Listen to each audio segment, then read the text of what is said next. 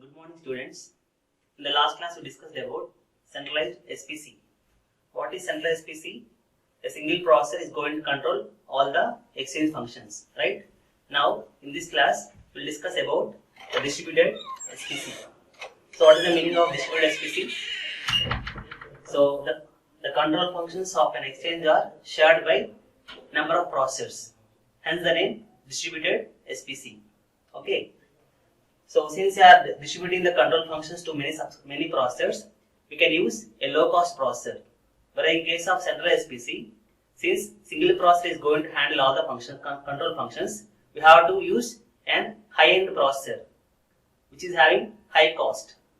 Whereas in case of distributed SPC, for performing all the control functions, we are using more number of processors. Therefore, we can use a low-cost processor in case of distributed SPC.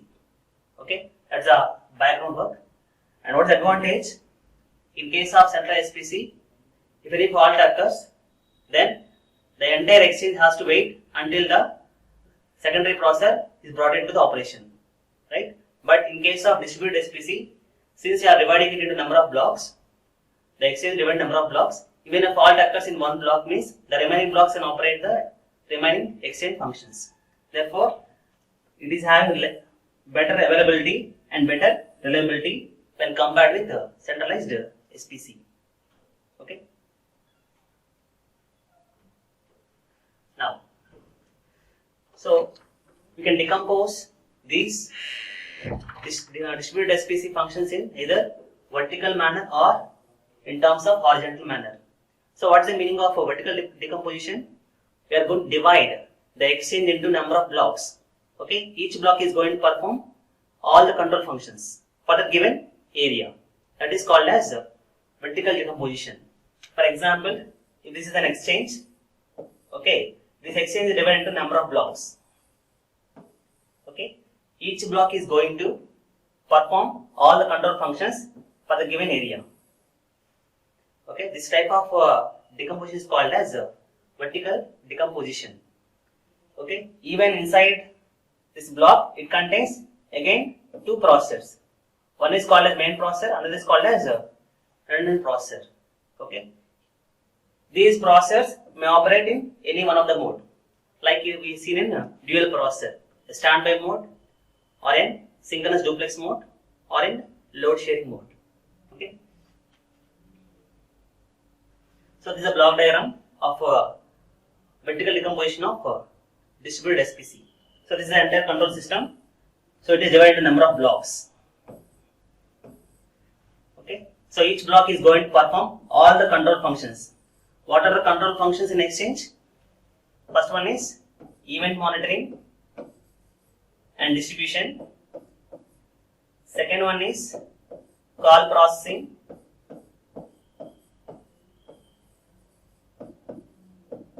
And third one is operation, administration and maintenance. So these are the main control functions of any exchange. So here this block is going to perform all these three functions for a given area. Okay. If any problem occurs for this processor, to avoid the unavailability, you can use a redundant processor. That is what we discussed in the earlier case of centralized SPC. So these two processors can operate either in standby mode or in load sharing mode or in synchronous duplex mode. So this is about a vertical decomposition in case of distributed SPC. Then what is the meaning of horizontal decomposition? So in horizontal decomposition, we are going to divide the control functions based upon levels.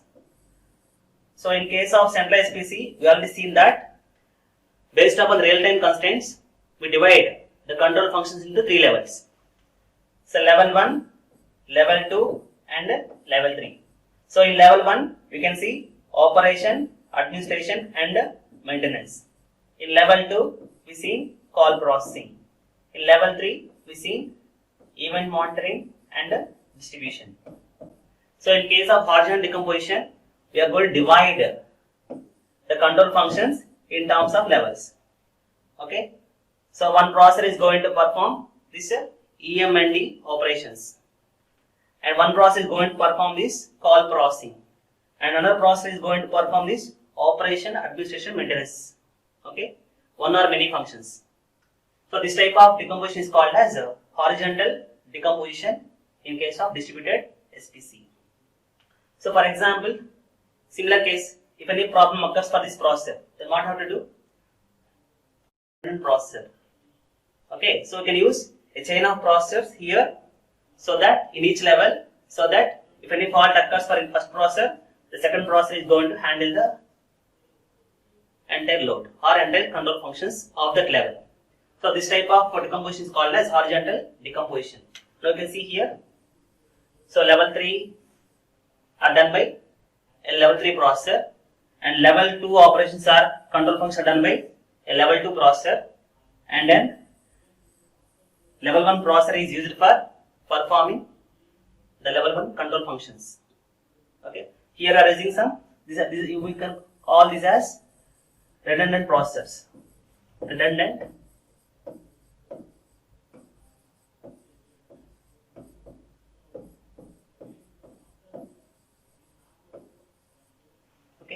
Now we'll see, so all these processors in detail. So which type of processor I have to use in level 1, which type of processor I have to use in level 2, and which type of processor I have to use in level 3, because the same processor may not sufficient to perform all these control functions. So based upon the real-time constraints and the complexity, you have to choose a different processors for level 3 and a different processor for level 2 and a different processor for level 1. Now we'll discuss one by one. So level 3, first we'll discuss about the level 3 processor, which is having the highest real-time constraint. So what are the functions that are done by this level 3 processor? The tasks are scanning the subscriber lines and trunk lines, and the distribution for scanning the subscriber lines and trunk lines. Okay. And marking. What is the meaning of marking? Controlling the registers. So these are the tasks that should be done by this level 3 processor. So generally, this level 3 processor is very close to the switching network and signaling equipment. Okay. So what are the control schemes? Okay. So this processor, this level 3 processor, how to control these external functions. So this level 3 processor may use either a hardware control unit or a microprogrammed control unit. Okay. So what is the meaning of hardware control unit? So in case of hardware control unit, it is going to use the electronic components. It is going to use some electronic devices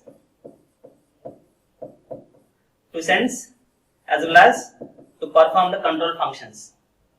Okay, hence the name hardwired, because they are using some hardware component here to performing the control operation. So based upon binary input from this processor, this electronic device is going to perform the appropriate control function. Okay, so it uses some logic elements, some transistors, some electronic components, devices to perform the predefined control function. Okay, so hence it is called as a hardware control unit. Okay, so what are the drawbacks in the method and advantages means, since it is designed for a particular control function, it is faster. So this hardware control unit is designed to perform a particular function. Therefore, it is faster. Okay, because it doesn't know what remaining operations. It has to perform only the predefined operations that is designed for this electronic circuit. That is the first advantage of hardware control. It is faster. So what is drawback in this method? It is not flexible. What is the meaning of flexibility? If I want to introduce a new control function into the system, it is not possible, because already this electronic device is designed for a particular control function. Therefore, we cannot modify this electronic device to perform a new control function. That's drawback in hardware control unit. Next one is microprogram control unit. That means with the help of instructions we are going to perform the control functions. Okay. So what advantage of this processor? This method means you can add, if you want to change any control function, by changing the program you can able to change the control functions. Therefore it is having more flexible. Okay. And what is drawback? For a simple circuits, okay, it takes a lot of time when compared with hardware control, because it has to execute the instructions, thereafter it has to control the operator control function. Okay, that is for smaller exchanges and all, this microprogramming is not that much speed. But for complex circuits, we have to use only this microprogram control unit rather than using a hardware control unit. Now we see some classifications or differences between this hardware and microprogram control unit. So it is flexible because by modifying the program, we can able to introduce any new control functions. It is not flexible because we cannot add or delete anything. It is slower. That is what I said, right? So it has to execute the instructions. So before it has to perform the control operation. So therefore it is slower when compared to hardware. So more expensive or moderate because you have to install a digital computer. Okay, so it is somewhat costlier when compared to having a hardware control unit because it is having only some devices. The cost of the device is very less when compared to a computer. And processing function, easier to implement complex functions, whereas it is difficult to implement the complex functions. Introducing new services easy, whereas introducing new services not at all possible. So easier to maintain but difficult to maintain because it is a program but it is hardware. So because of any external known contents, the fault may occur. So you have to keep on looking at the hardware elements. Okay. So these are the classifications are some hardware control and microprogram control. Now coming to level 2 processor. In level 2 what you are observing? In level 2 we have to perform call processing. So therefore the level 2 processor is also sometimes called as a switching processor. Okay. The level, since this processor is designed for performing the switching process, therefore you could call this processor as a switching processor. So types of process we used. So you can use an in-house developed process or a standard processor. So in the olden days, okay, in olden days, the switching exchange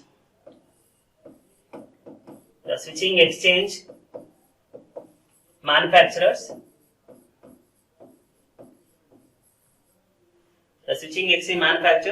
are developed their own processors for performing the switching operations because they know the operations. Based upon the operations, they are going to design the processor. That's one advantage. And one more thing is, since they are designing their own processor, the cost is less. So less cost. Okay.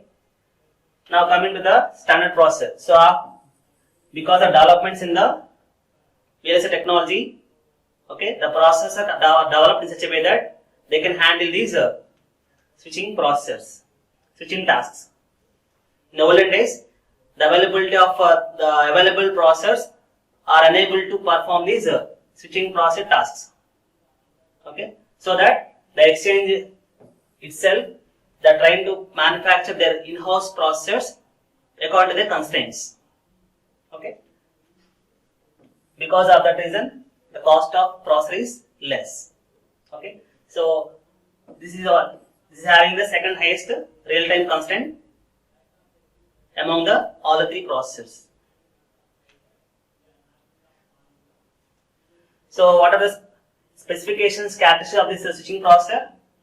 So this switching processor has to perform the real-time tasks. Okay, they should be fast enough, and also they should have less fault tolerance when compared to the normal processors. So it should be efficiently designed. It should be efficiently designed instructions so that it can able to perform the call processing functions. So it has some special architecture so that you can provide some fault tolerance as well as security.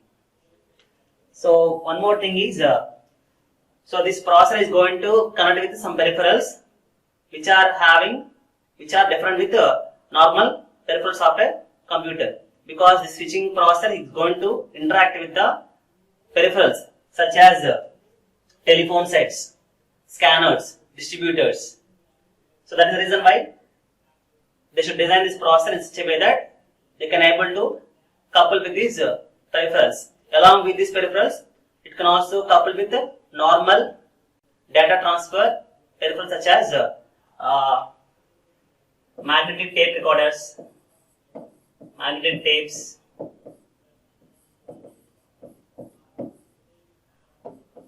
and teleprinters.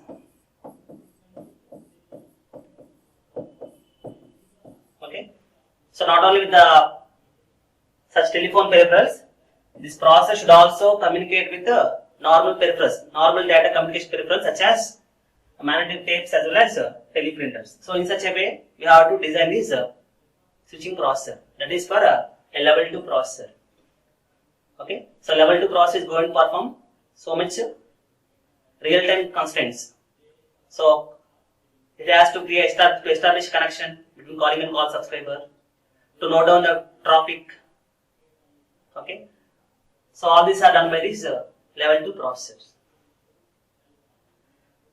So what is the traffic handling capacity means? T is equal to A plus Bn. What is T here?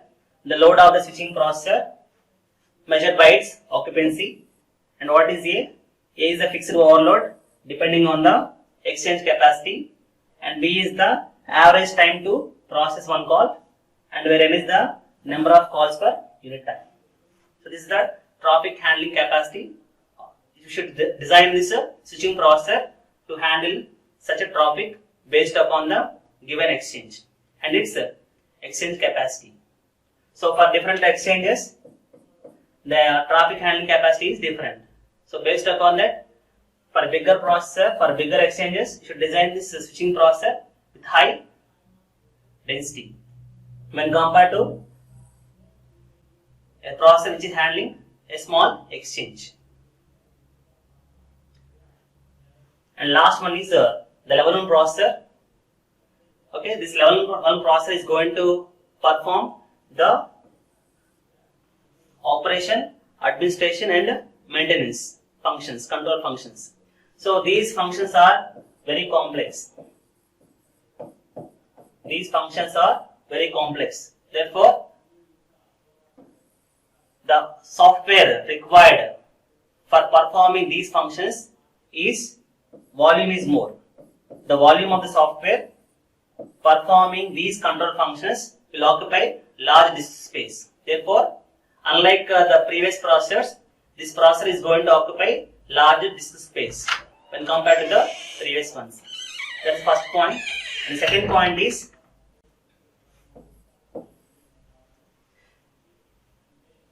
unlike the previous level 2 and level 3 processor, it will not perform any concurrent processes. Therefore, concurrent is not required in this case of processor. Therefore, a single processor can able to control n number of exchanges. Exchange 1, exchange 2 and exchange n. Because no concurrency is required in case of this OAM processor, because it is having the least real-time constraint. Okay. What are the functions done by this OAM processor means? Administrate the exchange hardware and software, add, modify or delete the information in the transaction tables, and change subscriber class of service. What is the meaning of this point? Change of subscriber class of service. For example, I am not interested in making STD calls and SD calls. So this part I want only local calls. Because of some reasons, I want to change my service from local to STD. So in that case, this OAM has to perform this operation. So the subscriber is going to send request to the exchange to change his service. At that time, this OEM processor is going to modify or change the subscriber class of service. And I want to put new lines into operation. Okay, if a new subscriber want to come into the exchange, so in that case also, this level 1 processor is going to add or delete the new subscribers and new terms into the exchange. So monitor traffic. That means what is the traffic intensity in the day, in an hour. So this data is collected by this level 1 processor. So detect and locate faults. The main job is operation, administration and maintenance. Coming to maintenance, it is going to perform some fault diagnosis and it has to observe the faults in the network for corrections. And one last one is man-machine interface. So these are the different tasks that should be performed by this OEM processor. But compared to remaining processor, it is having less real-time constraints. Therefore, concurrency is not at all required. Therefore, a single processor can able to accommodate more number of exchanges. So this is the general way can represent this single processor is going to accommodate n number of subscribers. So this is about the distributed SPC in horizontal as well as vertical decomposition. In horizontal decomposition, we have 3 levels. Each level is designed with a different processor called as level 3 processor, level 2 processor and level 1 processor. Okay. In the next class, we will discuss the remaining topics.